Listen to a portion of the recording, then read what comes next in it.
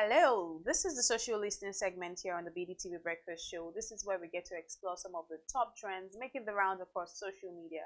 Of course, my name is Elizabeth Musa, and to join me this morning, I'm being joined by our in-house analyst, Obidike Okafor. It's always a delight having you in the studio with us. Well, let's get straight into the conversation today. Firstly, let me start by asking you, how was your weekend? My weekend was interesting. Interesting weekend. Yes, very interesting. Just interesting. What made it interesting? Well, all I can say is when you have a new baby, every day is interesting. Congratulations once again. Well, let's go to see some of the things trending this morning.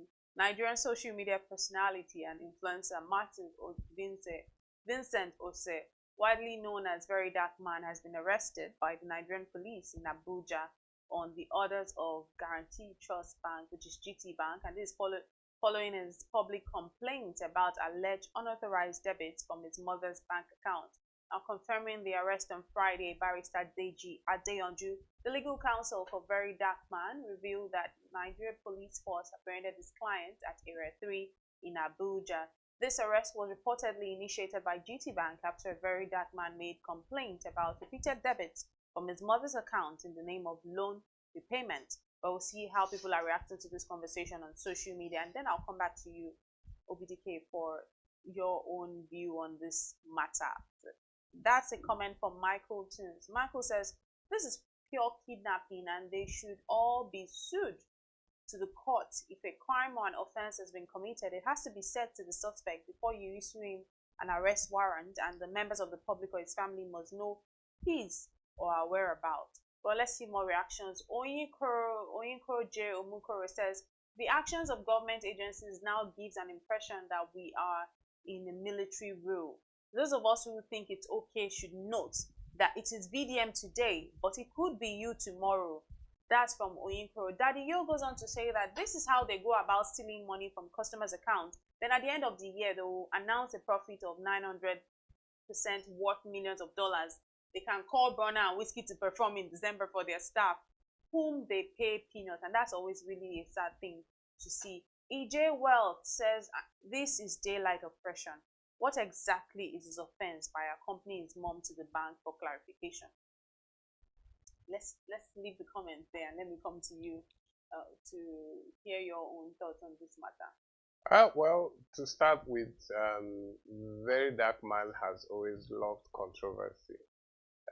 Verydarkman is not afraid of controversy, and he's somebody who always is one of those few people who always speak their mind and damn the consequences. Right. And even if he hadn't said anything, even if he hadn't like gone on his social media to say anything about what he claims GTBank did to his mom's account, even if he didn't say anything, but the fact that it's Verydarkman, GTB will be the bank will be apprehensive of how he could come and throw around words that might not be good for their image. The bank has built an image over the years, and they won't want one man with so much social media clout to come and spoil the party. But the fact remains that it's still very unclear. People say the bank was responsible for getting police to arrest Verydarkman, but on what charges? For what reason? I think it's too early to start pointing fingers. All we are sure of is that he was arrested. And we're interested to actually note, sorry to cut you short, that GT has actually mentioned that they've denied arresting him in their premises. So that's also another angle to the story. Okay. So the point, that's why I said the point for me is, all we know is that he was arrested by the police, and people have somehow linked it to his complaints about his mother's loans and the bank and all of that. But to be honest, I've gone through the internet, read everything, and I still feel there are still things that are missing. That it's not the story doesn't sound complete for me. Because now GTBank is saying he wasn't arrested in their premises and all of that. But Verydarkman is controversial. It might not, at the end of the day, we realize when the true story comes out, it might not be related to the bank at all. So it's still somewhere where he's arrested? Most likely he's still somewhere, because nobody is still sure of his whereabouts. And the last statement that was heard was from his lawyer, who said that he was arrested by the police. In fact, there's even a story I heard, it was EFCC. So you see why I said the story is still, it's neither here nor there. But the bottom line is he was arrested. So now all we are doing is now waiting, okay, Verydarkman, who have you offended this time? Because he's very vocal, he speaks his mind on every single thing. When I mean everything, I mean like every single thing. So, but people have decided to, maybe the last thing he said or spoke about might have been on the loans that they said they were deducting from his wallet, and you know he's vocal about it, so he might have said something about it. So the minute they heard he was arrested, people just linked it immediately to that. But it might not be that at the end of the day. We don't know for sure. But it will be interesting to find out what controversy Verydarkman has cooked up this time. And apparently this entire story is still shrouded in some sort of controversy. But it will be interesting to see how it all pans out. But in the meantime, I do wish Verydarkman well. I do hope that he's being taken care of you can't call it prison right now. No, he's in custody. In custody. The custody. Okay, we don't know what level of custody is. Yes, we don't know what level of custody it is. Because if truly it's a case of he was, arrested because of complaining about the fact that some amounts that cannot be accounted for were debited from his account, from GTB account, then it's going to cause a lot of problem, because there are people every day that are complaining about service providers, complaining about telecommunications providers here, banks, and all of these different service providers. Does it mean that they would have to now be arrested, or does it mean that people don't have the right to complain? So we'll just have to keep looking out and see how the story pans out. Hopefully it's not what we're thinking, or hopefully it's beyond the headlines that we're seeing. Again, one thing I understand as a journalist is to just go beyond the headlines. So it'd be nice to, during this week, just see what the exact story is, because if it's really what we're saying, then that's really terrible. But let's move on now to talk about something really sad and shocking, where a promising life was cut short in the United States as 23-year-old British-Nigerian Tamilore Odunsi was brutally stabbed to death inside her Houston apartment just days before she was set to graduate as a nurse. And this was quite making the rounds last week. And according to reports, Odunsi, who moved from London to Texas in 2022 to pursue a nursing degree, was found dead in the kitchen of her apartment with a fatal stab wound after the police forced their way in. However, the horror didn't stop there, as another man inside the apartment, believed to be a flatmate who had moved in only weeks earlier, was discovered in critical condition with knife injuries. And that's the very sad story that I did see last week, the weekend. And apparently she was even supposed to graduate, and I saw a video which really, really touched me, where her sister was, receiving a, like your plaque or something when you are graduating, and that was really sad. But let's see some of the reactions that people are making about this conversation on social media. Batified political principle says this is bad news for our parents, who must spend heavily a huge fortune on her. May her soul rest in peace, and may God grant her family the fortitude to bear this loss. That's from Batified political principle. Abubakar Lukman said, it's important to approach this kind of tragedy with compassion first.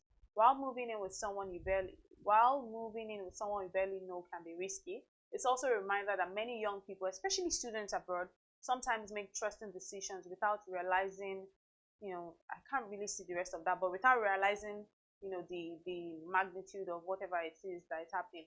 Let's see if we have another reaction. Umenta Braith says that anytime you're threatened or encounter a heated argument, there's always need to inform a third party. It helps in solving mysteries. That's from Mental Brave. Olukayode says, "Oh, gee, so sad she lost her life while she's meant for greater things. Condolences from this end. However, it's important to understand that it's extremely dangerous to move in with someone you barely know." Now, see, there's two angles to this. Last week, I was on social listening talking about another lady who you probably know, the Nurse Miriam, who was found dead in her apartment. Remember your comment where you said it's important, it's advisable for people to not live alone. Now, this one now, she's living with someone. Now, the next advice is it's important to know you are moving with. Look, I just feel like it's beyond all of these things. Whether you're alone, whether you are, do you get like, no, see have you seen the different sides of the coin? The point is this. Let me explain something.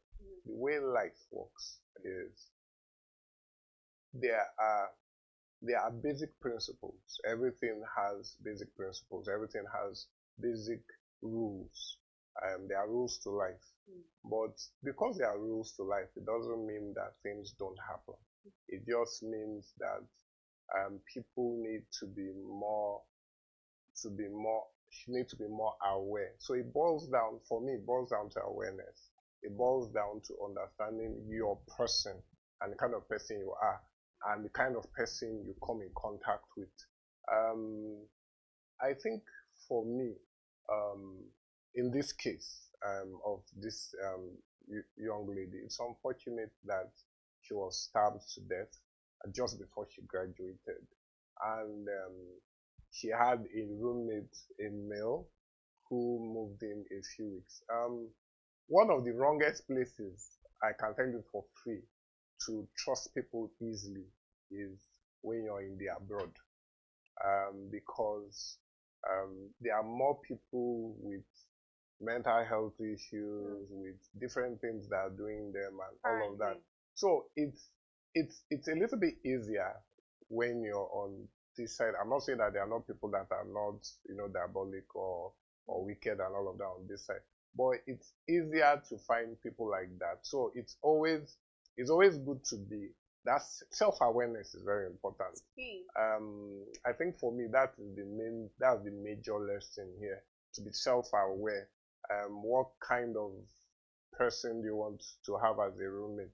If you are not too sure, it's better, even if you don't have the person as a roommate, you are always maybe aware of who your neighbors are, the people you live with and all of that, if you decide you want to live alone and all of that. But the bottom line is it boils down to always being self-aware, whether you live alone or whether you live with someone. Self-awareness means that you are aware of the kind of people you stay in the same environment with, and if you feel threatened or uncomfortable, you are able to, because you are aware, it's easier for you to reach out to somebody or leave that environment and go to somewhere else where you feel safe.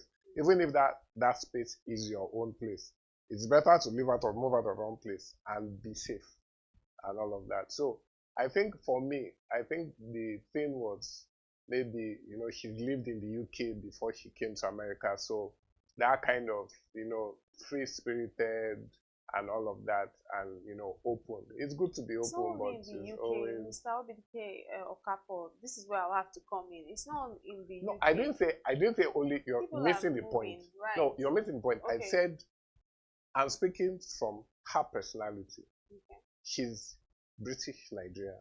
She's coming from the UK. She's coming from an environment where, it's not like, if you're coming from, let me give you an example, cultural context.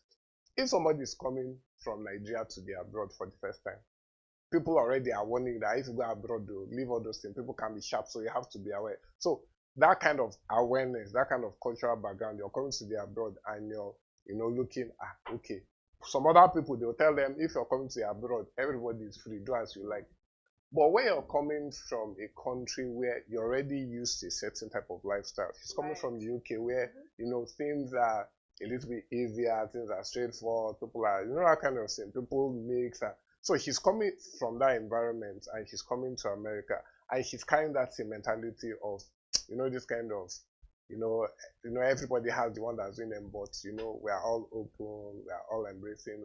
Because the guy just moved into they said the other man who was found, who was also had the stab wounds. I have a funny feeling there might have been an altercation, and where she was trying to defend herself and everything, and she might have also, all those kind of things. So I feel like it also depends on,